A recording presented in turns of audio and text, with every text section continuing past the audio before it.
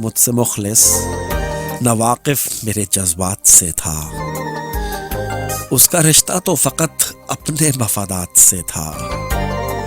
अब जो बिछड़े हैं तो क्या रोएं जुदाई पे तेरी, ये अंदेशा तो हमें पहली मुलाकात से था। इंसान में अगर ज़रा सी भी सेंस होती है ना, तो ऐसे लोगों को फ़ौरन पहचान जाता है जो सिर्फ अपने मफादात की वजह से आपके साथ चल रहे होते हैं। मैं समझता हूँ होशियार के साथ होशियारी का तकाजा ये है कि आप बेवकूफ़ बन जाए।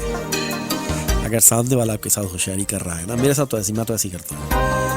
अगर मुझे लगता है ना कि सामने वाला होशियारी कर रहा है, तो मैं बेवकूफ़ बनता जाता हूँ। हद देखता हूँ मैं, हद क्या है। अब मेरी नज़र में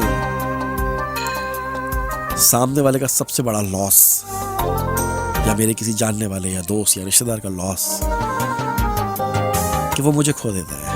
बस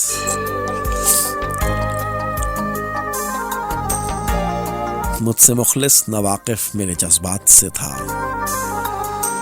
उसका रिश्ता तो फकत अपने मफादात से था। अब जो बिछड़े हैं तो क्या रोएं जुदाई पे तेरी, ये अंदेशा तो हमें पहली मुलाकात से था।